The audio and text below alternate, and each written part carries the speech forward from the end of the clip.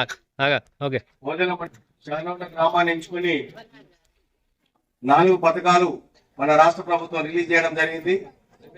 ఈ రోజు ఇక్కడ లాంచ్ అయిన సందర్భంలో ఇచ్చేసినటువంటి అధికారులు, పాత్రికేయ మిత్రులకి అందరికీ కూడా నమస్సుమాంజలు తెలియజేస్తూ, మన మండల వాస్తవ్యులు మనందరి ప్రీతమ నాయకులు విజయన్న ఎమ్మెల్యే కావడం, మన ప్రాంతం అభివృద్ధి, అదేవిధంగా మన మండలంలో ప్రతి ఇంటికి సంక్షేమ పథకాలు చేరాలనే ఉద్దేశంతో ఈ రోజు శానగూడ ఎంచుకొని ఇంత చక్కటి కార్యక్రమం నిర్వహిస్తా ఉన్నాం. మరి రైతు భరోసా, ఇందిరమ్మ ఆత్మీయ భరోసా, కొత్త రేషన్ కార్డ్స్, అదేవిధంగా ఇంద్రమిండ్లు, సుమారుగా ఇంద్రమిండ్లు 200 పైచిలకు, మరి ఇందిరమ్మ ఆత్మీయ భరోసా సుమారు 40.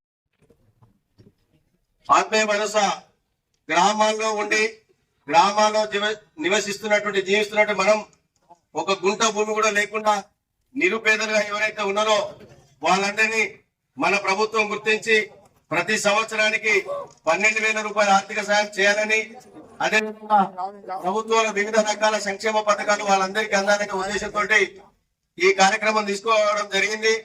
చాలా సంతోషం. ఈ గ్రామంలో 40 మందిని భూమిని నిరుపేదలు గుర్తించడం, ఈ రోజు 26 జనవరి సందర్భంగా వారికి ఆ పత్రాలు అందజేయడం జరిగింది. అదే సందర్భంగా రైతు భరోసా కూడా సంవత్సరానికి 12,000 రూపాయల చొప్పున రైతు భరోసా 600 పైచిలకు రైతులను గుర్తించడం జరిగింది. మొన్ననే మనం మరి సన్న రకాలు పండించినటువంటి రైతులందరూ కూడా ఒక క్వింటాకి 500 రూపాయల బోనస్ ఇవ్వడం జరిగింది. మరి 1 ఎకరం పెట్టిన రైతుకు 1 ఎకరం పెట్టుబడి నింది, 5 ఎకరాలు పెట్టిన రైతుకు 5 ఎకరాలు పెట్టుబడి కూడా కేవలం బోనస్ ద్వారా నింది.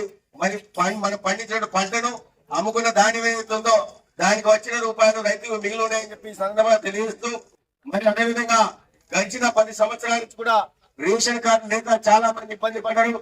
రేషన్ కార్డు ఆరోగ్యశ్రీకి లింక్ చేయడం జరిగింది.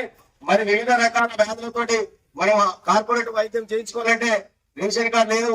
రేషన్ కార్డు లేకపోతే ఆరోగ్యశ్రీ వర్తించిన పరిస్థితి. అదేవిధంగా పిల్లలకి చదువు కావాలన్నా, ఒక కుటుంబం గుర్తు ఇవ్వాలన్నా రేషన్ కార్డు ప్రామాణికం కాబట్టి గడిచిన 10 సంవత్సరాల తర్వాత మన ప్రభుత్వం ఏర్పడి 13 నెలల కాలంలో ప్రతి గ్రామంలో కూడా ఎంత మంది అప్లై చేసుకున్నారో, ఒక్క ప్రభుత్వ ఉద్యోగం తప్ప ప్రతి ఒక్కరికి ఈ గ్రామంలో రేషన్ కార్డు సుమారు 230 కార్డు ఇవ్వడం జరిగింది. చాలా సంతోషం. అదే సమయంలో మరి ఇందిరామైండ్లు 200 పైచులకు 40 మంది లబ్ధిదారులు. ఈ విధంగా ఎవరైతే ఇంకా వారి పిల్లలు వాళ్ళకు 14 కుటుంబాన్ని కూడా గుర్తించి రేషన్ కార్డుని మరి మనం ఆ గుర్తింపు చేసినటువంటి వాళ్ళందరూ కూడా అందజేయడం జరిగింది. చాలా సంతోషం. ఎందుకంటే బడుగు బలహీన వర్గాలు, పేద వర్గాలు ఎవరైతే ఉన్నారో ప్రభుత్వ సంక్షేమ పథకాల కోసం ఎదురు చూసి చాలా ఇబ్బంది పడ్డారు.